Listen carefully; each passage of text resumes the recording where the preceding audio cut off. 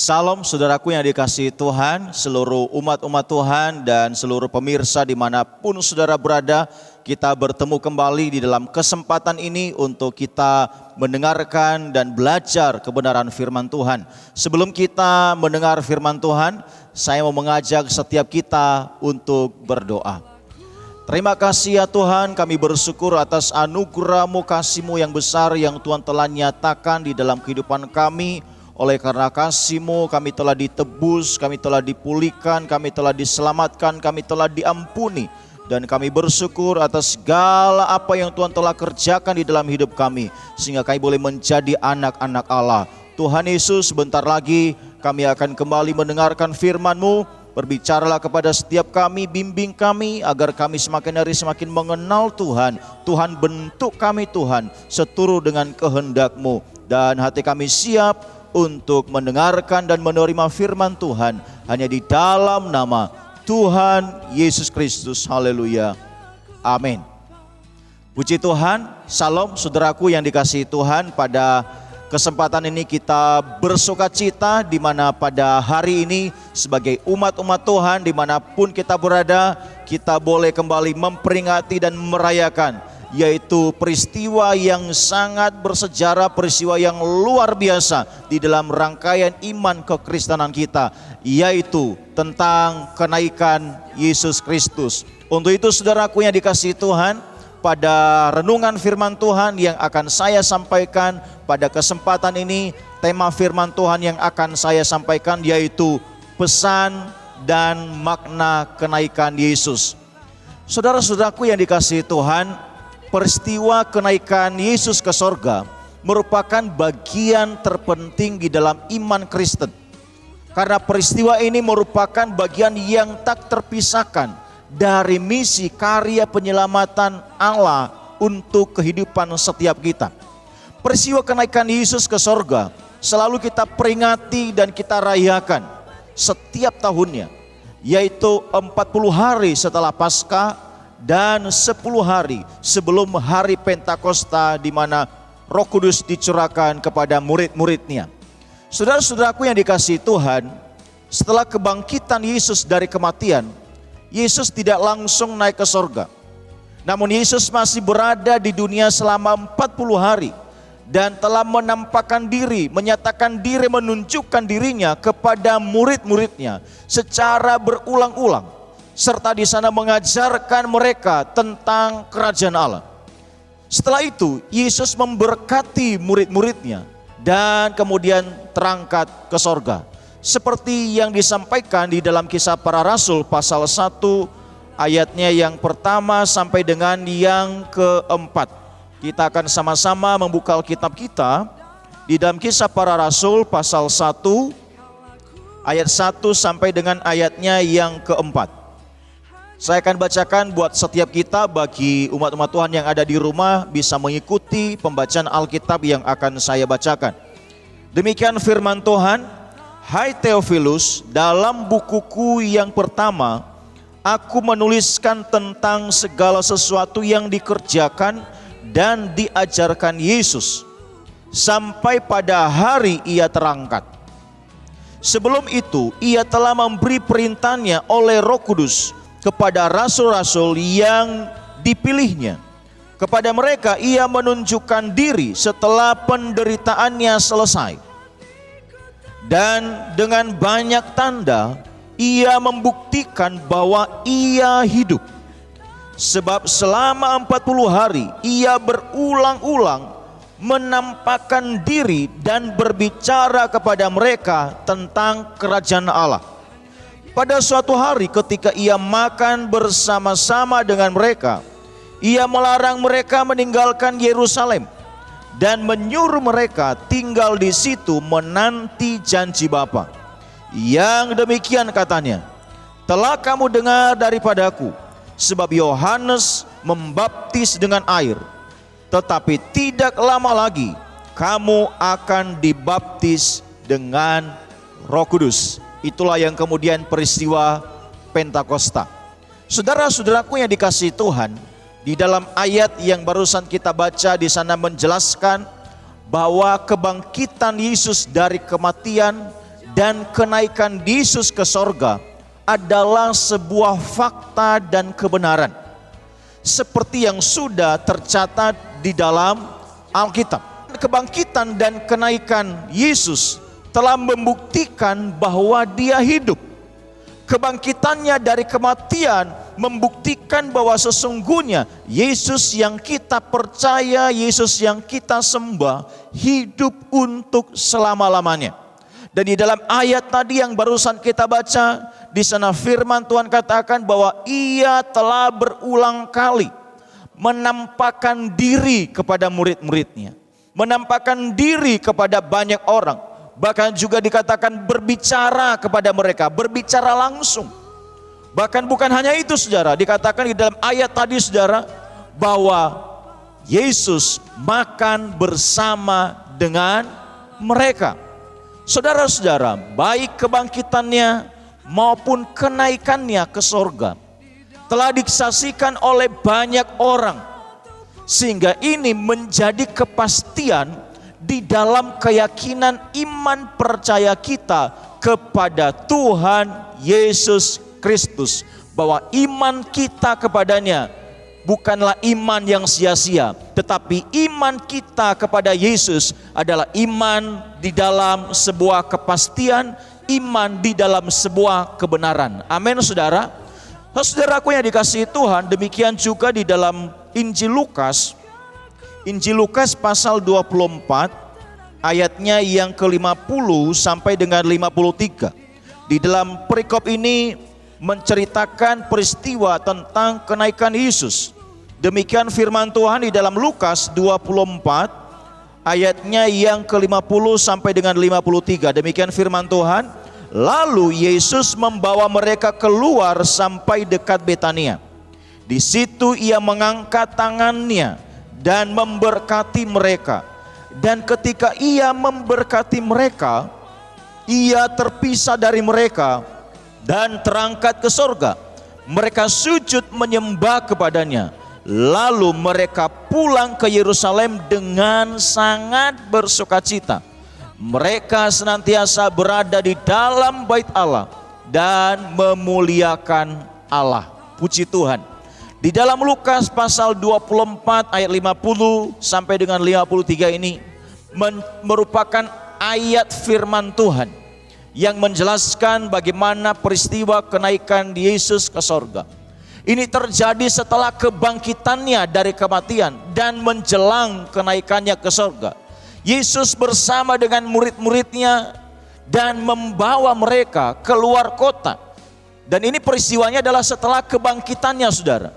Jadi Yesus bersama dengan murid-muridnya membawa mereka sampai keluar kota, bahkan dikatakan sampai dekat Betania. Saudara-saudara, dalam kesempatan itu Yesus memberkati murid-muridnya. Dan sementara Yesus sedang memberkati murid-muridnya saudara, maka terangkatlah Dia ke sorga. Saudara-saudaraku yang dikasihi Tuhan, dalam ayat ini juga menceritakan tentang bagaimana respon daripada murid-murid Yesus. Di mana di sini dikatakan respon dari murid-murid Yesus setelah mereka menerima berkat Tuhan, melihat peristiwa itu, yang mereka lakukan adalah mereka sujud menyembah kepada Yesus. Mereka sangat bersukacita dan mereka senantiasa dikatakan berada di dalam bait Allah dan memuliakan Tuhan. Saudara-saudaraku yang dikasihi Tuhan, respon yang dimiliki oleh murid-murid ini menjadi teladan bagi setiap kita umat-umat Tuhan di masa sekarang ini, agar kita senantiasa merendahkan diri untuk menyembah Tuhan Yesus Kristus. Hidup kita penuh dengan syukur. Hidup kita harus penuh dengan sukacita, karena Allah telah menyatakan berkat-Nya atas hidup kita. Allah telah menyatakan karya-Nya, penebusannya, penyelamatannya, pemulihannya di dalam kehidupan kita. Kerinduan kita agar kita senantiasa berada di dalam bait Allah. Untuk apa saudara? Untuk memuliakan nama Tuhan. Inilah yang terjadi dengan murid-murid Yesus. Karena pada saat mereka menerima berkat, pada saat mereka menerima karya keselamatan daripada Tuhan, pada saat mereka bisa melihat sendiri saudara, karya Tuhan yang Tuhan nyatakan di dalam hidup mereka, membuat mereka terus rindu untuk bersama dengan Tuhan, rindu untuk senantiasa ada di dalam bait Allah, rindu untuk senantiasa bersyukur, bersukacita, memuji, menyembah dan memuliakan Tuhan. Demikian halnya juga dengan setiap kehidupan kita yang telah diselamatkan oleh Tuhan Yesus Kristus. Mari kita mau datang kepadanya untuk menyembah, untuk bersyukur, untuk bersukacita, untuk senantiasa memuliakan Tuhan di dalam segala hal di dalam hidup kita. Saudaraku yang dikasihi Tuhan, pada kesempatan ini kita akan belajar bersama dan saya akan men-sharekan beberapa poin kepada setiap kita. Apa yang menjadi pesan dan makna kenaikan Yesus di dalam kehidupan orang percaya, saudara. Yang pertama, pesan dan makna kenaikan Yesus bagi orang percaya. Yang pertama, Yesus telah mengerjakan dan menyelesaikan misinya di bumi.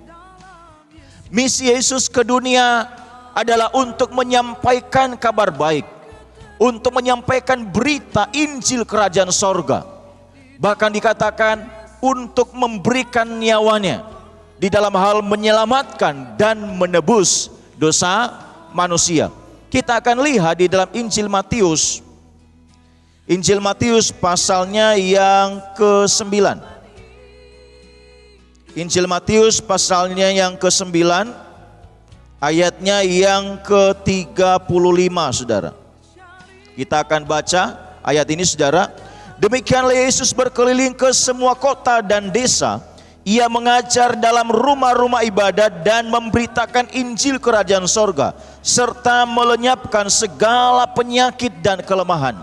Inilah yang Yesus lakukan selama Yesus dalam dunia. Dia berkeliling, dikatakan, ke semua kota, ke semua desa. Apa yang dia lakukan? Dia mengajarkan Injil Kerajaan Sorga. Dan bukan hanya dia mengajarkan Injil Kerajaan Sorga, memberitakan Injil keselamatan, tetapi Yesus juga melenyapkan segala penyakit, melakukan banyak mujizat, dan melenyapkan segala kelemahan. Sehingga setiap orang yang menerima karya Yesus, mereka dikuatkan, mereka diubahkan, mereka dipulihkan, dan dijadikan baru di dalam Kristus. Amin, saudara. Di dalam Matius pasal 1, Matius pasal 1 ayat 21, saudara. Firman Tuhan katakan, ia akan melahirkan anak laki-laki dan engkau akan menamakan dia Yesus, karena dialah yang akan menyelamatkan umatnya dari dosa mereka. Ayat ini, saudara, seringkali kita baca pada waktu Natal, saudara. Di mana ini adalah satu hal yang telah ditetapkan di dalam pribadi Yesus, dan ini adalah menjadi misi daripada Yesus untuk datang ke dalam dunia, di mana ia akan melahirkan anak laki-laki. Firman Tuhan katakan, dan engkau akan menamakan dia Yesus, karena Yesuslah yang akan menyelamatkan umatnya dari dosa. Jadi kedatangan Yesus ke dalam dunia, ada misi yang dia lakukan, ada misi yang dia kerjakan. Selain memberitakan Injil Kerajaan Sorga, Injil keselamatan, Yesus juga menyelamatkan umatnya dari dosa mereka, sampai dia harus mati di atas kayu salib. Namun kematiannya tidak mati untuk selama-lamanya. Firman Tuhan katakan, pada hari yang ketiga dia bangkit dari kematian, dan kemudian dia naik ke sorga, seperti yang kita rayakan saat ini. Saudara-saudaraku yang dikasihi Tuhan, percaya kepada Tuhan Yesus Kristus, jadilah umatnya dan terimalah anugerah keselamatan. Sebab misinya untuk menyelamatkan umatnya dari dosa mereka. Itu adalah misi Tuhan. Dan di dalam Kisah Para Rasul pasal 4 ayat 12 berkata, dan keselamatan tidak ada di dalam siapapun juga selain di dalam dia, di dalam Yesus. Sebab di bawah kolong langit ini tidak ada nama lain yang diberikan kepada manusia yang olehnya kita dapat diselamatkan. Jadi saudara, dalam ayat ini menjelaskan kepada kita bahwa keselamatan hanya ada di dalam iman kepada Tuhan Yesus Kristus. Sebab perbuatan baik tanpa iman kepada Tuhan Yesus Kristus adalah sebuah kesia-siaan yang tidak ada artinya. Dan itu tidak akan menyelamatkan saudara. Jadi kita harus ingat baik-baik bahwa keselamatan hanya ada di dalam iman kepada Tuhan Yesus Kristus. Pada waktu kita percaya kepadanya, kita akan dibimbing, kita akan didewasakan, kita akan diajar untuk melakukan kehendaknya dan setia sampai akhir. Itulah yang berkenan kepada Tuhan. Saudara, orang yang beriman kepada Tuhan Yesus akan terus dibimbing untuk bertumbuh dewasa di dalam iman dan di dalam melakukan kehendaknya, serta memberi diri untuk melayaninya sampai akhir hidup kita. Di dalam Injil Markus, saudara, Injil Markus pasalnya yang ke-10, Markus pasalnya yang ke-10 ayat 45. Demikian firman Tuhan, karena anak manusia juga datang bukan untuk dilayani, melainkan untuk melayani dan untuk memberikan nyawanya menjadi tebusan bagi banyak orang.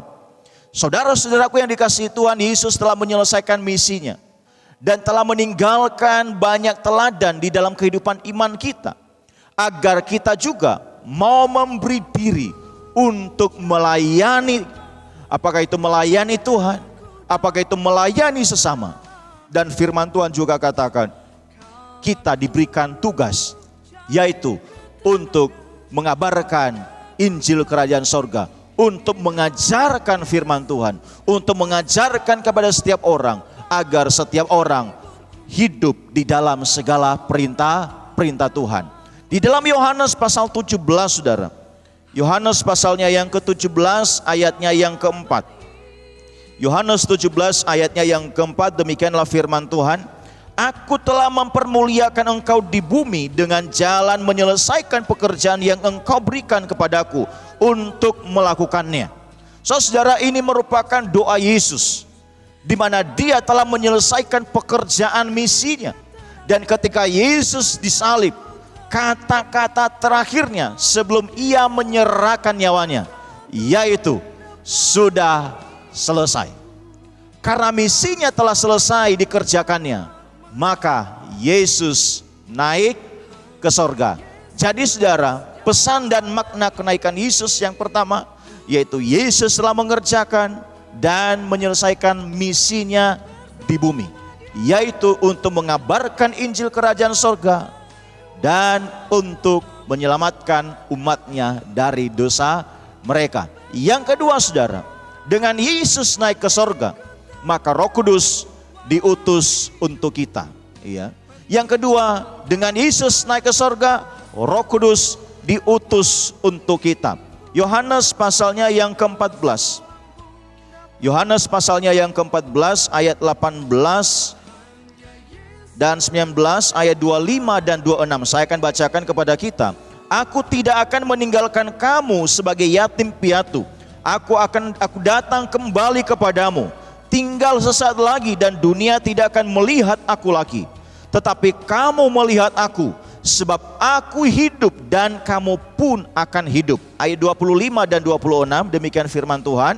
Semuanya ini kukatakan kepadamu selagi aku berada bersama-sama dengan kamu.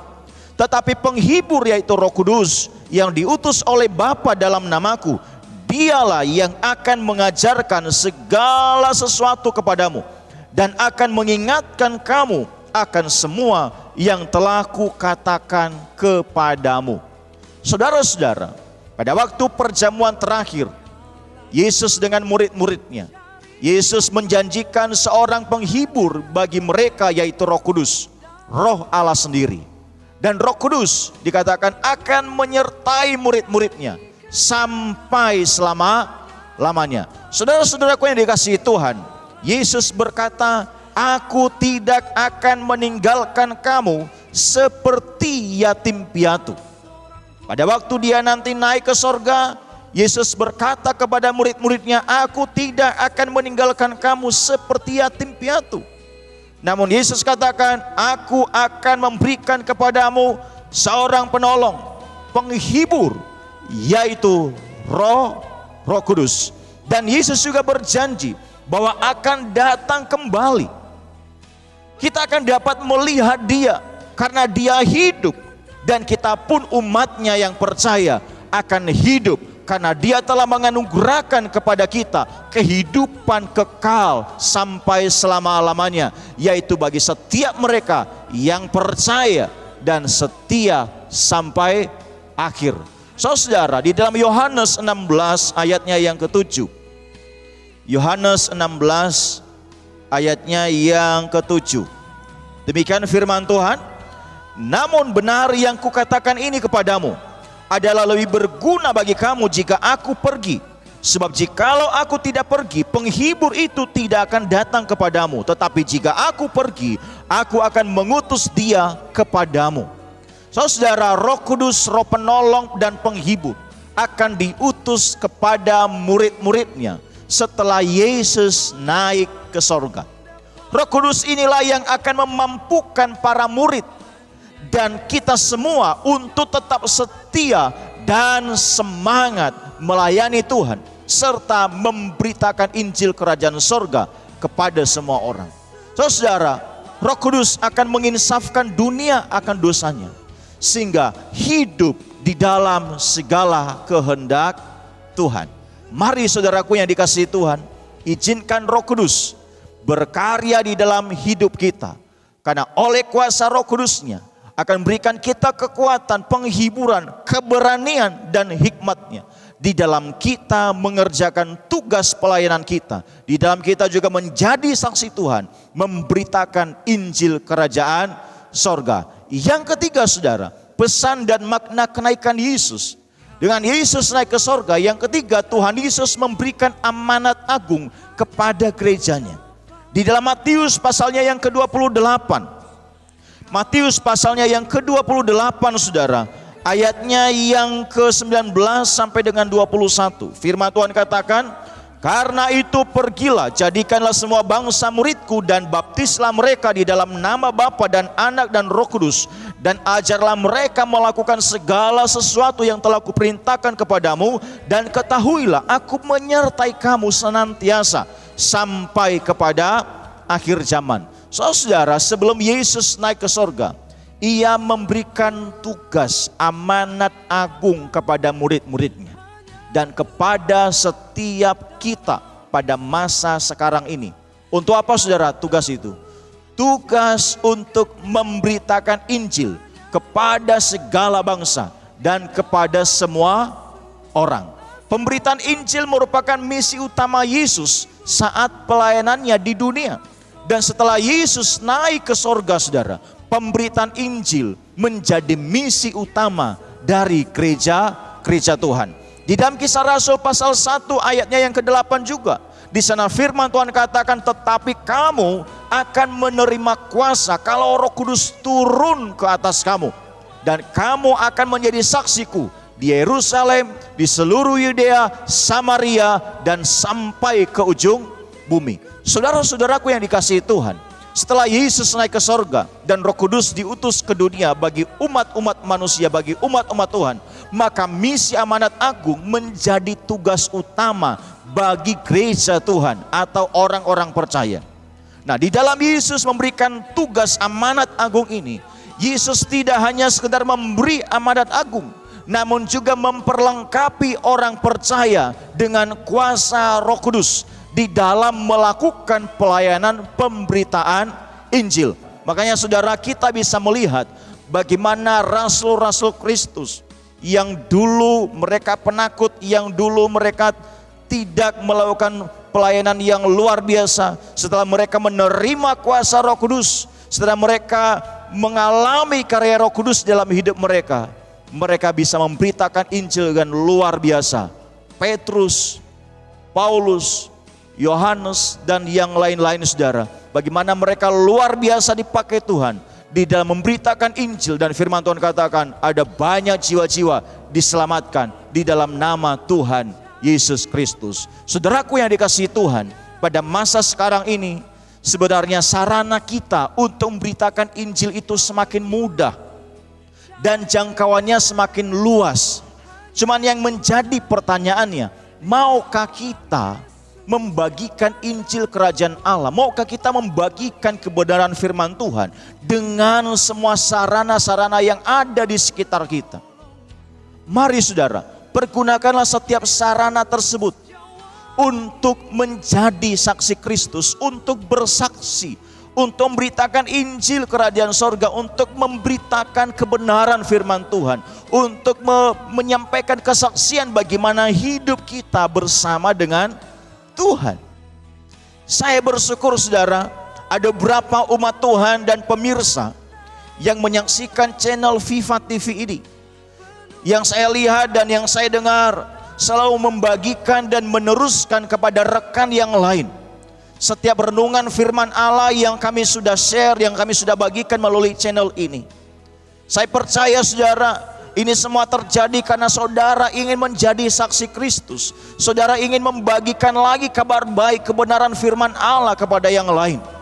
Tuhan Yesus kiranya memberkati saudara. Tuhan Yesus kiranya memakai hidup saudara untuk menjadi saksi Kristus, untuk membagikan Injil, membagikan firman Allah, bahkan membagikan firman Allah yang kami sudah share melalui channel Viva TV ini.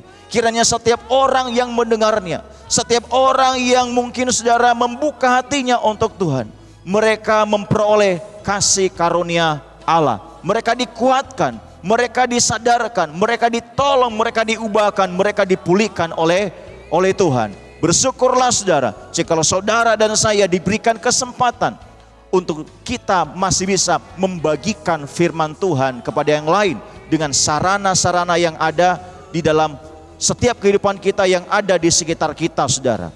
Saudara-saudaraku, tidak ada alasan bagi kita untuk tidak memberitakan Injil.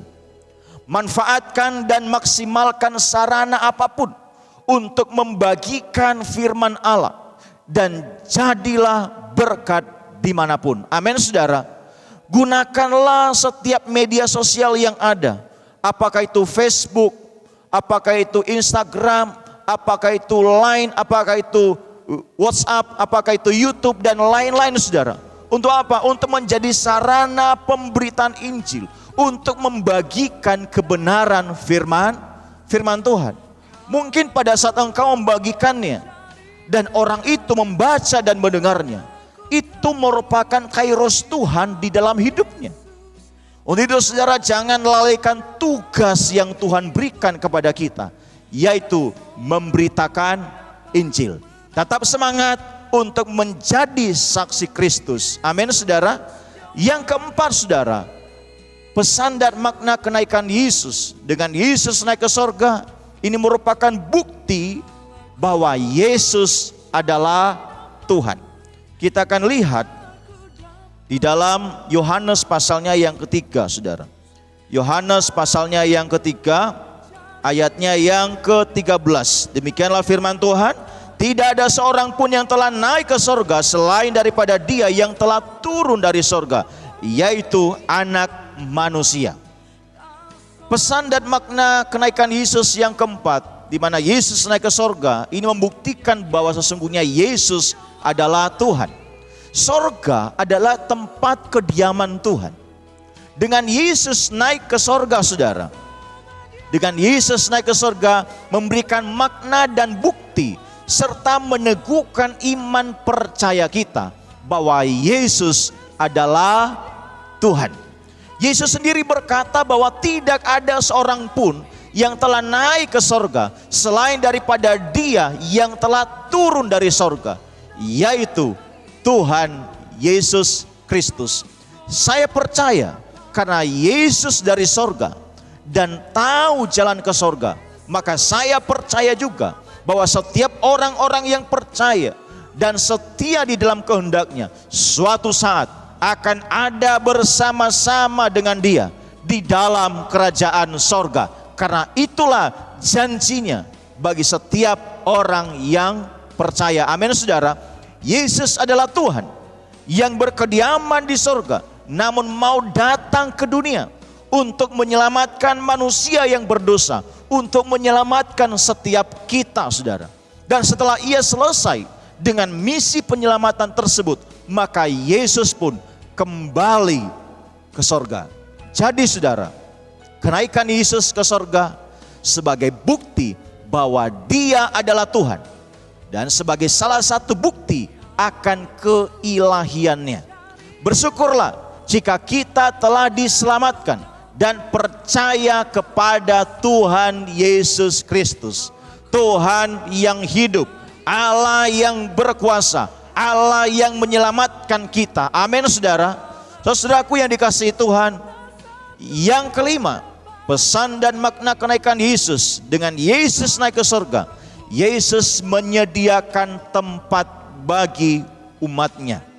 Yohanes pasal 14, Yohanes pasalnya yang ke-14, ayatnya yang kedua dan 3. Demikian firman Tuhan, di rumah Bapakku banyak tempat tinggal.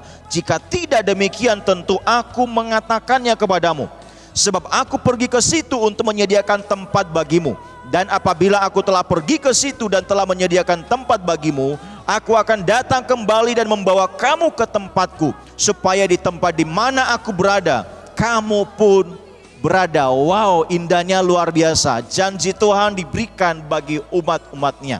Ya, firman Tuhan katakan, di rumah Bapakku banyak tempat tinggal. Yesus ke sorga untuk menyediakan tempat bagi setiap orang percaya, bagi setiap orang yang setia kepadanya, bagi setiap orang yang mau hidup di dalam kehendaknya. Dalam kerajaan sorga lah kita akan bersama dengan dia selama-lamanya. Seperti apa tadi yang sudah difirmankan Tuhan kepada kita.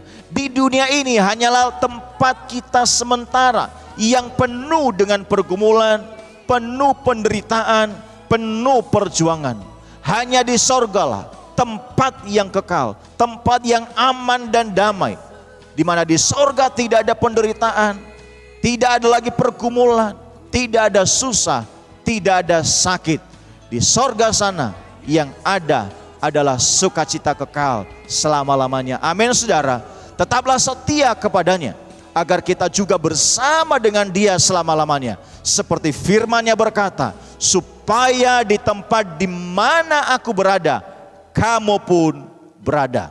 Saudaraku, ketaatan dan kesetiaan kita kepadanya tidak akan sia-sia. Perjuangan iman kita yang kita kerjakan saat ini, itu akan mendatangkan sukacita kekal dan berkat hidup kekal bersamanya di dalam kerajaan sorga. Amin, saudara.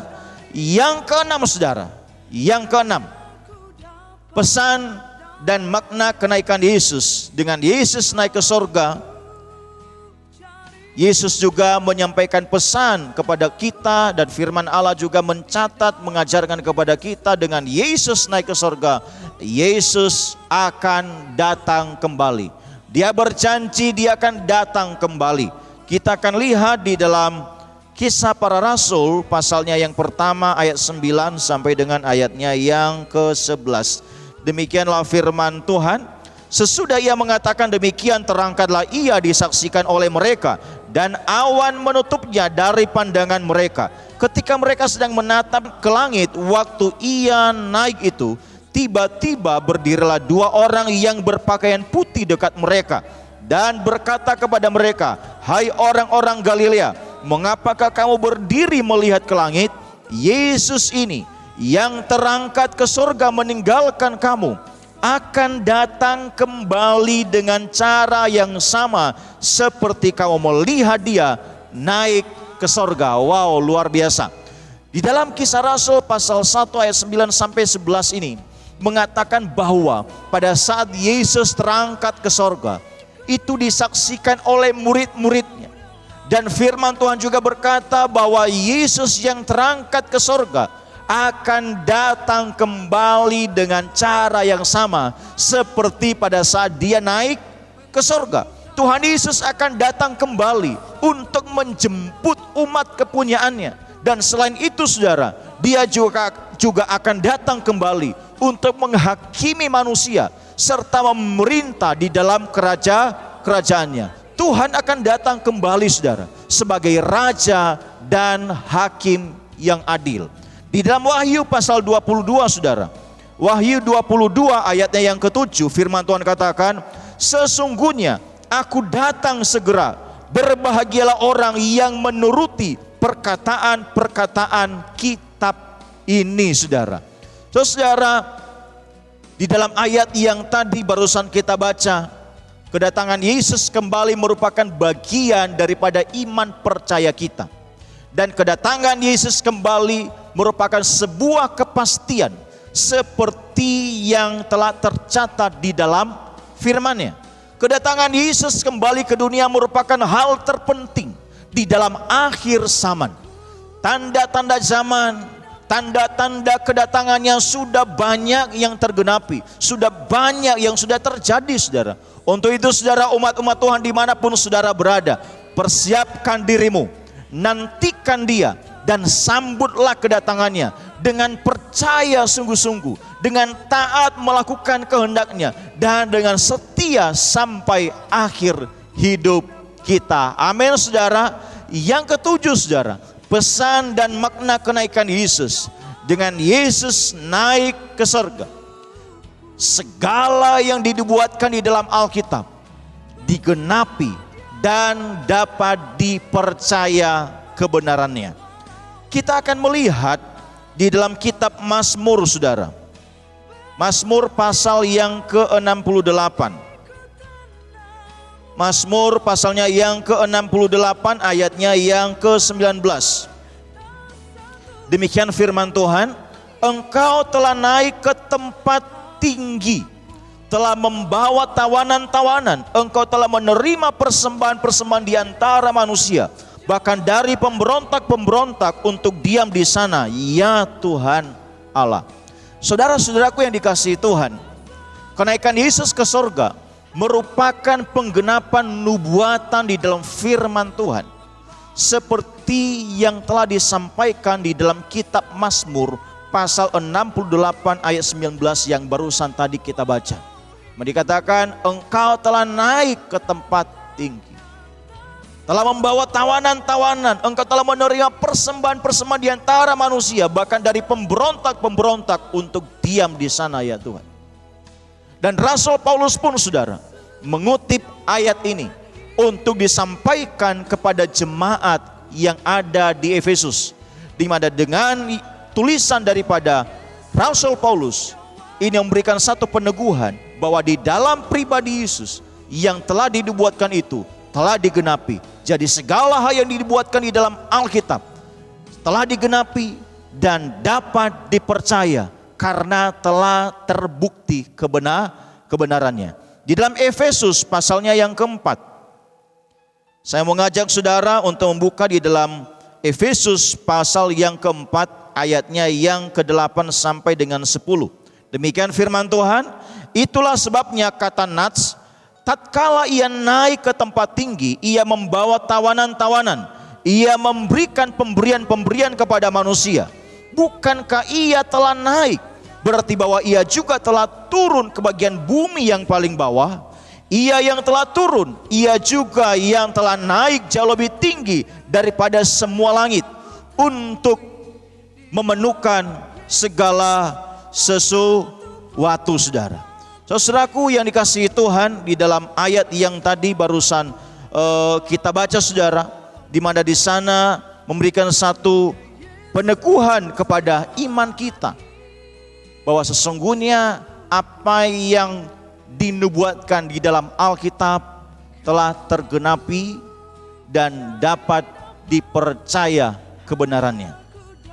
Dari ayat-ayat di atas merupakan nubuat dan penggenapan firman Allah tentang kenaikan Yesus ke surga, kemenangannya atas musuhnya, serta pemberiannya kepada umat-umatnya. Saudara, baik kelahirannya, baik penderitaannya, baik penyaliban dan kematiannya, serta kebangkitan dan kenaikannya ke surga sudah dibuatkan di dalam Alkitab dan telah tergenapi semuanya di dalam pribadi Tuhan Yesus Kristus. Segala nubuatan yang berkaitan tentang Yesus dan penggenapannya, atau nubuat-nubuat tentang pribadi dan karyanya serta penggenapannya, menunjukkan bahwa Alkitab adalah firman Tuhan.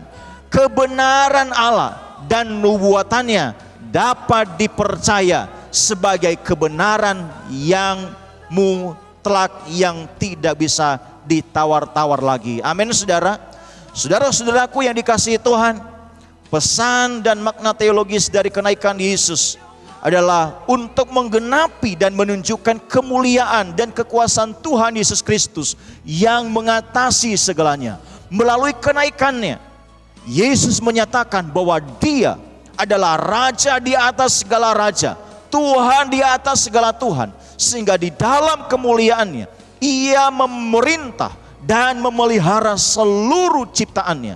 Kedatangannya kembali sebagai Raja dan Hakim yang adil adalah sebuah kepastian. Untuk itu saudara, persiapkan diri untuk menyambut kedatangannya. Tetap teguh di dalam iman.